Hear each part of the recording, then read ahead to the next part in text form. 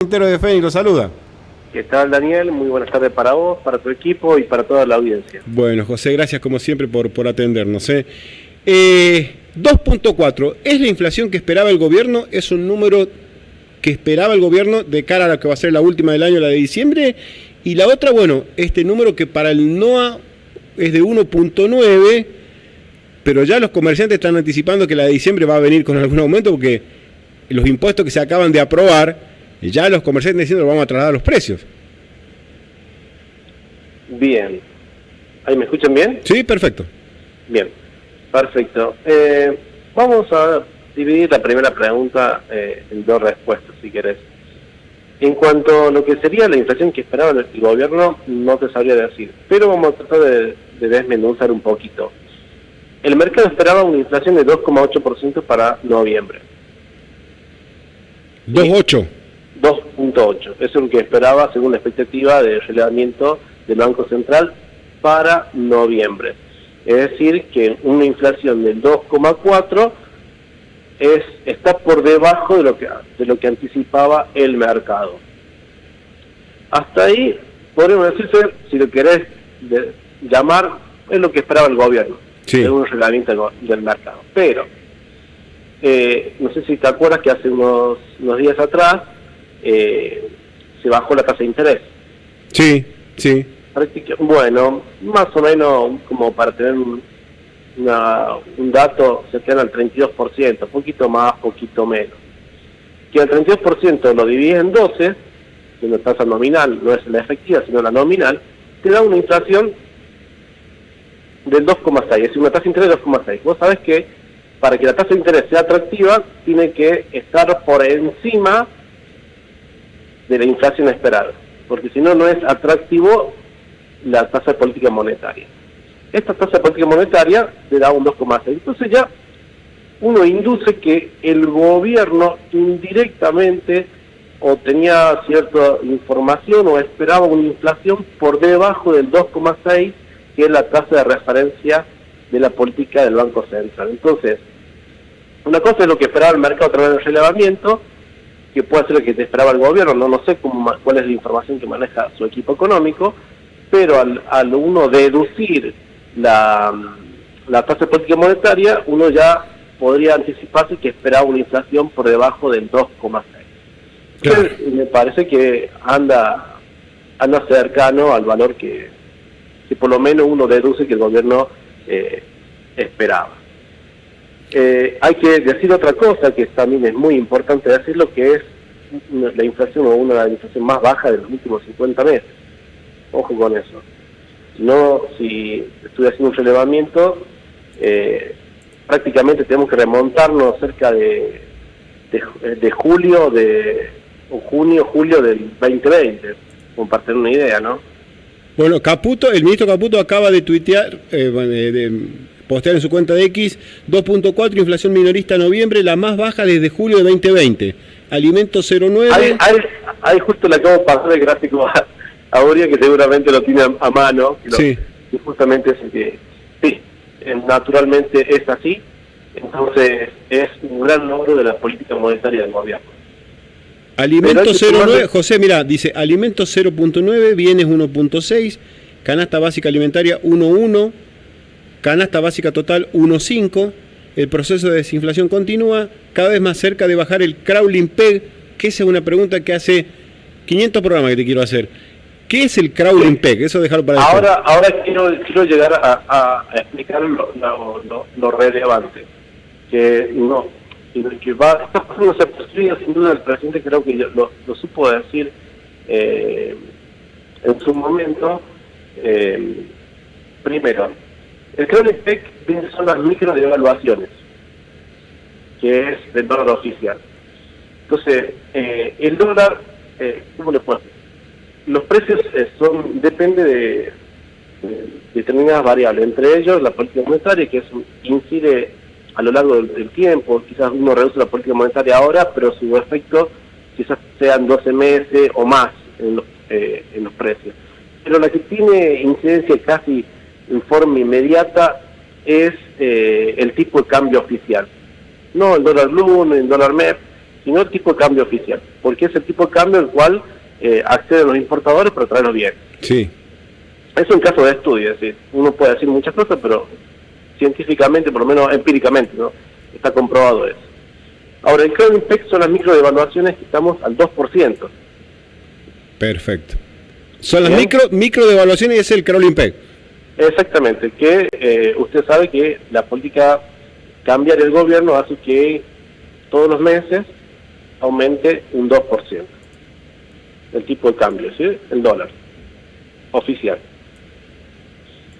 Ahora, ¿por qué es importante esto? Porque hay una incidencia en el Crowding Peg, es decir, las microdevaluaciones en los precios. Esa incidencia, si diríamos así, no hay un estudio puntual, pero vamos a suponer que es 1 a 1, es decir, por cada variación porcentual que aumenta el dólar, se traduce en la misma proporción de precios. Si aumenta un 3% el dólar, el 3% el precio. Ahora, este Crowding Peg son 2%, es decir, que parte de la inflación que tenemos ahora es debido al Crowding Peg, es decir, a estas microdevaluaciones. Por lo tanto, si uno descuenta de la inflación este 2%, prácticamente estaríamos navegando en una inflación, diríamos así, monetaria o por incidencia de la emisión del 0,4. No sé si pudo ser claro en ese análisis. Sí. O sea, teniendo en cuenta la inflación, haciendo este análisis, este desmenuzamiento que haces, es de todavía más abajo de la que da el INDEC. Exactamente. ¿Por qué? Porque está justamente afectado por estas microdevaluaciones. Es por eso que el presidente había anunciado quizás una reducción de estas microdevaluaciones al 1%. Claro. Si estas reducciones se hacen del 2 al 1, quizás, no sé si de forma inmediata va a repercutir, es probable que sí, esto se traslade a menores tasas de inflaciones en el momento de que empiece a entrar en vigor estas variaciones un poquito menos, ¿no?, de pasamos del 2 al 1%. Por eso Caputo dice cada vez más cerca de bajar el Crowding Peg al 1%. Exactamente. Claro. ¿Por qué? Porque se está llegando justamente a la inflación a un valor similar al Crowding Peg del 2%. Entonces, si lo bajas al 1%, esto va a repercutir naturalmente en los precios, y la inflación de lo que sería los meses posteriores a la medida va a ser más cercano a estas microdevaluaciones que al valor real que está teniendo, ¿no?, actualmente. José, vos que tenés el dato más fino, tenés que lo que no bajó lo esperado fue bebidas alcohólicas. Hay un rubro que es el que se mantuvo, porque Caputo dice alimentos 0,9, bienes 1,6, pero había leído por ahí que, por ejemplo, bebidas alcohólicas o bebidas gaseosas, una de esas había aumentado un poco. Sí, puntualmente hay que desmenuzar un poquito, donde hay bienes que aumentan un poquito más y otros un poquito menos, ¿sí?, según el tipo de bienes. Bueno, acá tenemos bebidas alcohólicas que aumentan un 4%. Claro, ahí está. Claro. Lo que sería viviendas, prácticamente un 4,5%, lo que más aumentó fue educación de un 5%, pero tenemos rubros que prácticamente no aumentaron muy poco, como alimentos y bebidas no alcohólicas. Estamos hablando de noviembre, ¿no? Sí. Está cercano al 0,9%.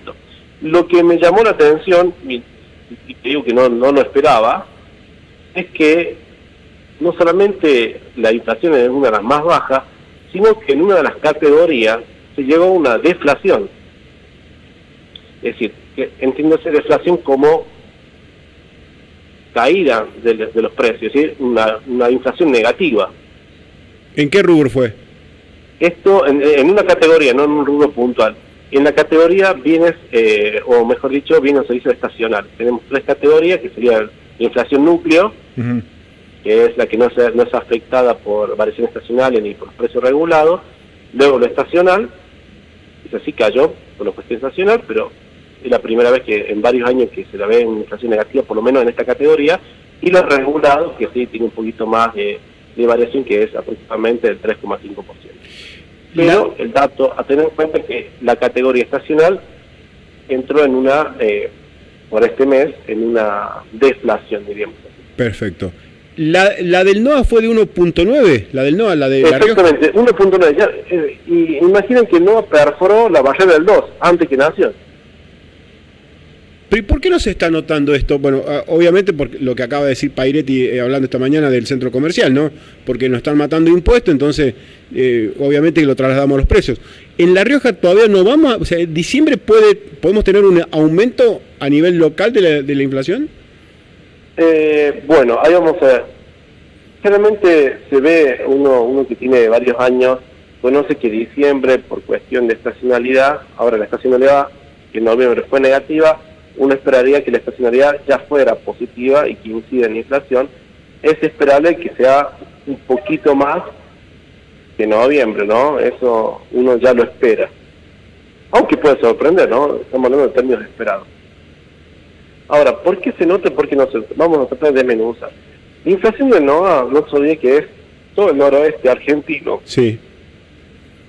Y la incidencia que tiene La Rioja en el noroeste, si se lo comparamos con el peso relativo de La Rioja con Catamarca, Tucumán, Salta, Jujuy y Santiago del Estero, no es tan importante teniendo en cuenta la magnitud de las provincias hermanas. Entonces, si hay un aumento que se traslada a través del centro comercial acá en Capital, no creo que se vea reflejado bruscamente en aumentos en toda la que sería la región del NOA. Eso hay que aclararlo y decir. Pero es cierto, todo aumento de precios o todo aumento de tasas que se ven que impacten en los comercios, el comerciante, como todo empresario, nunca va a querer perder, y está bien que nunca quiera perder, porque justamente el negocio uno lo hace para tener rentabilidad económica. Claro. Es muy probable que se traslade a precio. ¿Sí? Está bien. Es como que hagamos un impuesto a la pauta y tranquilamente si hay un impuesto a la pauta, la radio tendrá que ajustar las tarifas o lo que se les cobra al cliente, ¿no? Ese comprar un ejemplo general. Sí, es clarito, es así. La última, José, sí, este número que bueno, en diciembre por ahí puede variar un poquito por la estacionalidad, porque muchos comerciantes por ahí trata de hacer un colchoncito porque enero y febrero es muerto, la gente se va a vacaciones y qué sé yo. ¿Es un buen inicio para el 2025? ¿Es un buen colchón para lo que puede ser la inflación del año que viene? Bueno, esto tomando los datos de la perspectiva de mercado, generalmente el pico se pega en diciembre, el aumento se pega en diciembre, y luego, por cuestiones ya de que se limpia un poco este factor estacional, por lo general suele ir disminuyendo los valores de la inflación mes a mes, desde enero hasta mayo, por lo menos las expectativas están indicando que tendría que desacelerarse en forma continua. Esto estamos hablando de lo que sería la expectativa. Ahora, ¿puede pasar cualquier cosa? Sí, puede pasar cualquier cosa, puede bajar mucho más, y si el gobierno decide, por ejemplo, reducir el crédito IPEC, por ejemplo, en enero mismo, listo, a partir de enero la expectativa cambia y seguramente la desaceleración de la inflación va a ser mucho más pronunciada de lo que espera el mercado. Pero bueno, eso en base a lo que tenemos por lo menos ahora. Y en cuanto al colchoncito, no, y depende. Hay me parece, sectores que se pueden dar el privilegio de tener algún colchoncito porque por estacionalidad pueden vender un poquito más, otro no. ¿Sí? Vamos a dar un ejemplo, el turismo seguramente tiene su repunte en enero, sí, pero claro. Si aumenta muchísimo y la gente está pensando entre vacaciones entre Argentina versus los países limítrofes, tampoco se pueden dar ese lujito de decir, bueno, vamos a aumentar un poquito más porque podemos tener un colchoncito más en vacaciones para poder solventar el resto de los meses, pero hasta ahí nomás, porque también entra a jugar la competencia. José, la semana que viene, porque yo me voy a ocupar de empaparme bien del tema, es uno de los anuncios que hizo anoche el presidente Javier Milei, esto de la competencia entre provincias. No sé si lo escuchaste anoche de... Sí. Para que, no sé si es tu ámbito específico, creería que sí, pero bueno, para que le expliquemos a la gente en qué va a consistir eso de ahora las provincias van a poder competir para atraer con menos impuestos precisamente. Ahí no entraríamos porque La Rioja está aumentando impuestos, pero digo, en esto que dijo, ¿no? Cada provincia ahora va a poner su autonomía y va a poder competir con otra para atraer inversores. ¿Te parece que la semana que viene lo expliquemos? Sí, sin duda. Sin duda, la verdad es un tema bastante interesante, pero creo que es bueno que como riojano empecemos a reflexionar que hay un cambio profundo en cuanto a lo que sería la competitividad en Argentina, porque en el mundo esto ya no se discute. Sí. Pero bueno, hay un cambio de rumbo en Argentina y es aprovechar el tren o porque el tren se nos pasa.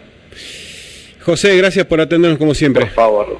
José Nicolás Casas, magíster en Economía. Fue uno de los anuncios anoche del presidente Milei, ¿no? De que las provincias van a poder ahora competir. Bueno, nosotros, si nos llevamos por lo que pasó en el Consejo Deliberante, ya arrancamos mal. Y miren otro detalle de los anuncios de anoche, ¿no? Por ahí nos quedó cortito el programa. Anoche el presidente Javier Milei dijo que Argentina va a empezar a tener una industria nuclear. Va a ser investigación nuclear. Tecnología nuclear, reactores, habló de... Es más, hay un